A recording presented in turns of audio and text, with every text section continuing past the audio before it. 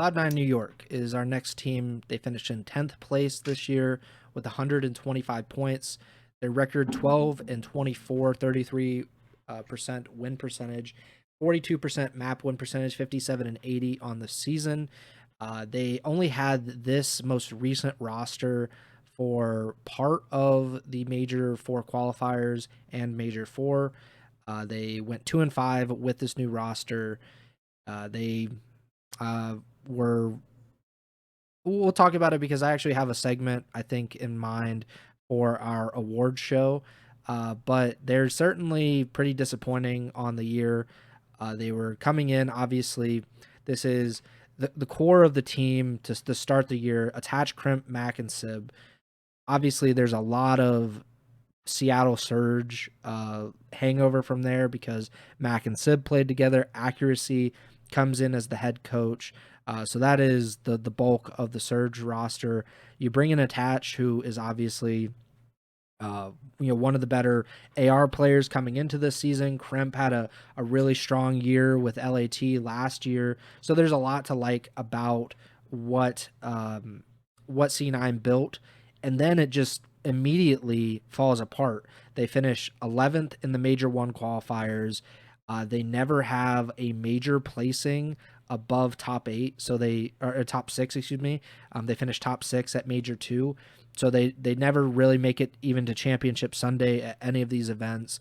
The major qualifiers, they only start in the winners bracket 2 of the 4 times, which is not something that I certainly expected from this team coming in. What went wrong for C9 this year? Well, we got it on the notes here too to talk about it, but really the thing right from the start that impacted this team, and we'll never know for sure how much of a impact it actually had, but it seemingly from the outside looking in had a pretty big impact is the fact that the team was competing from LA, or competing from Cali. And they notably had some serious online issues or server issues, ping issues, whatever the case may be, early in the season, and that just put them, put their backs against the wall very early in the season. Well, while we haven't talked directly about Carolina in a couple episodes now, they're like the inverse of Cloud9, where Carolina got off to a hot start and they were able to still qualify for champs despite their very serious struggles at the end of the season because of their hot start. On the other hand, Cloud9 got off to a rough start, had some moments here or there throughout the season, but never, like you said, never had a really strong placing at these lands. Um, and they were just never able to dig themselves out of the hole that they dug for themselves very early on. And that's really, what sticks out for me for this Cloud9 roster is like it felt like they had the potential to be a team like in that 5 through 8 or even like a 5 through 6 situation, just from a talent perspective. Thought they had um I thought they had a chance to make something happen there, and it just it never came to be. And now Attach is retired. We already talked about that. Um, I really don't know what Cloud9 does from here. Maybe the Esports World Cup is a really big opportunity for the guys on this team. Notably, I kind of talked about Sib when we were talking about Vegas. I think Sib has shown what he's capable of over the years, and really, if he wants to stay with Cloud9, he probably will. If he gets offers from these other teams, I wouldn't be surprised if he goes elsewhere. These other 3 guys, though, Kremp, Spartan Capital. This is really, especially for Spartan Capital coming in late in the season, EWC is going to be a big opportunity for them to showcase their talent and showcase what they're capable of and whether they are or aren't deserving of a CDL spot in 2026. Um, at the same time, I think, circling all the way back to last year when Cloud9 enters uh, competitive Call of Duty, returns to competitive Call of Duty for Esports World Cup.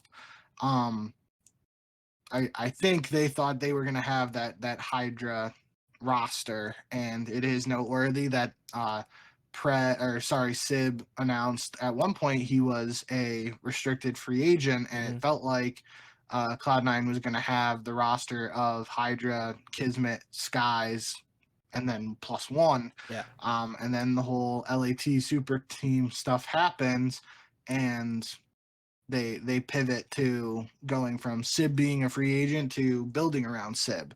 Um, and for those who, you know, aren't as in tune with what Cloud9 does in other esports, I'm not like, a Cloud9 expert or anything, but, based on what I've heard from, other C9 fans over the years and like League of Legends and stuff, and, saw with like Perks, for example, a big European League of Legends player who came over to Cloud9 for 1 year.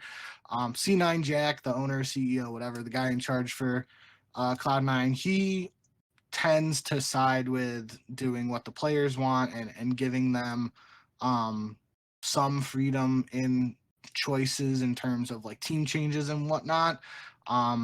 So it could be a situation here where they decide to keep Sib and build around him. Maybe they decide that, some of these other guys at EWC, they want to build around them. Sib gets an offer elsewhere and he moves on. I don't know, but um, C9 is just one of those brands, kind of like you were mentioning early on, like, you got Optic, LAT, and FaZe. Those are the big three, brand wise, fandom wise, all that. Um, I think Cloud9 has the potential to really enter that upper echelon just with the brand it's built in the esports space in general, if it gets the right team together. So I do think, um, for the keeper cut or whatever, I really do think Cloud9's in a situation where they're gonna blow it up. I could again see them building around one of these guys that they have on the team currently, and this could all change if depending on how they do at EWC, because I do think this team has a chance to do well at EWC. Just again, in the small time that this 4 squad has been together, they've shown they've been able to do well in search and destroy, which is always something that sticks out to me, and especially in a tournament like EWC where they're going to be playing against some challengers teams and whatnot. If you're got good fundamentals in search, that could serve you in a tournament like this. So I do think the direction of Cloud9 could hinge a little bit more than some of these other teams based on how they do at EWC. But I definitely think Sib probably goes elsewhere if he does get the opportunity to, or he will, stay here and they build around him. But I for the most part think this squad is gonna look very different in 2026. I agree. I think keeper cut, probably cut all of them, maybe keep accuracy as the head coach, but like everybody else is probably gone and you completely rebuild. And it's not like in traditional sports where you have to go through the draft and you have to do this and that. Like they could be a championship contender next year if, and this goes into the next point, is if they spend big on free agents. Yeah. And like you said, in other esports, they have proven that they are willing to do that and they're able to do that. We'll see if that actually works out in the CDL. And if it all kind of ties together, because if Vegas also decides to spend big, and then you have Optic and FaZe and LAT all trying to at the very least retain their roster, who knows what that actually entails, what that will result in. But I think it could be really interesting. And I just think this offseason will be pretty eye-opening in a way or I guess it'll kind of give us an idea of what C9 is actually going to look like in the CDL, because last year was not a normal offseason for them. They come in right at the beginning, but like around EWC, and then and they have this roster, like you said, and it completely falls apart because Hydra wants to leave and go to LAT, and the LAT super team is formed and all that. Kismet ends up leaving, Skies ends up leaving. I think it's just a really weird season or off season for them, and I'm sure they will now probably be pretty normal. I would imagine this year, like whatever the normal is for C9, I imagine we'll see it this year. Um, but yeah, I would probably tear it all down, and I think a part of it is like how much will LA play into free agents' decisions? Like, Yes, that is definitely important. will these players even even aside from the competitive disadvantage, which it does seem like they are putting themselves at a disadvantage, and that would be pretty frustrating in general. But a lot of these players have kind of built lives in the Dallas Fort Worth area, or if you're one of the Atlanta FaZe guys, like those guys live in Atlanta, and that they've done that for several years now.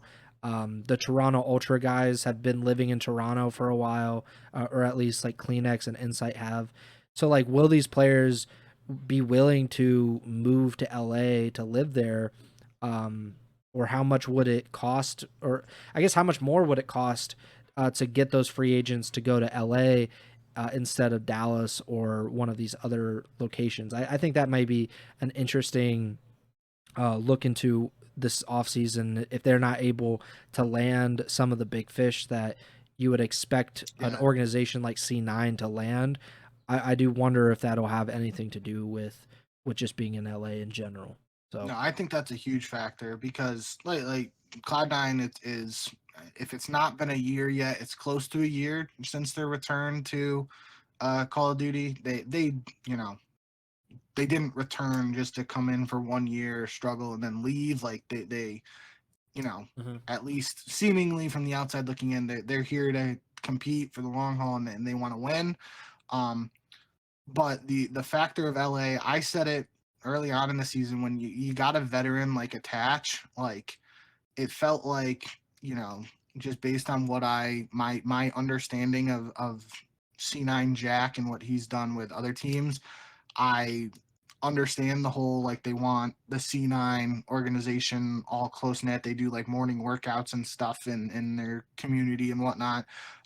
But like when you got a veteran like Attach who's won world championship, been competing for over a decade, like if he sat down with Jack and was like, look, like I get the LA, the Cali thing, but like this just isn't working out and it's really hurting us as a squad.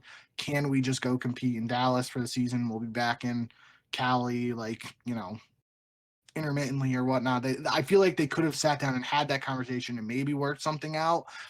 I don't know if there's any player this offseason that Cloud9 realistically can get who has that same sort of like, you know, veteran appeal or like the same. I don't think leverage is the right word, but like when I think of like what Attach joining this team, like I outside of someone like Slasher or TJ going to Cloud9, like even TJ, I don't really like, he is a veteran, but I don't view him as like that outspoken type of veteran person. So really outside of Slasher, I don't know if there's anyone Cloud9 will be targeting this offseason who has that sort of like uh ability to like, have that sort of conversation with Jack about what the team needs to do um once they actually are formed and any like actual important decisions of where they compete from.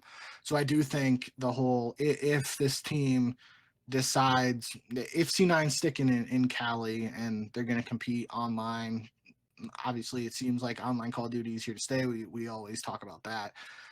That definitely is a factor that some of these um, teams are going to have to consider. But I mean, just thinking about it out loud, Slasher could be interesting. Even with the um, lack of results here at the end of the season, Slasher is a Cali kid. Um, maybe he goes and joins Cloud9 for a season and then hangs it up after that. I don't know. That's something interesting entirely too. Who knows if Slasher even competes beyond this year? But just thinking about it right now while I'm talking, that could be an interesting route Cloud9 goes down. But we got some time. I do think with this team, the Cali factor is massive in the offseason, but I do think, depending on how this team does at EWC, that could have a big impact as to what they do in the offseason. yeah, I was also thinking Kenny because he's not from Cali, but he lived Yeah. in Cali and LA specifically for a long time. Yep. So That's a good might show. be interesting to watch out.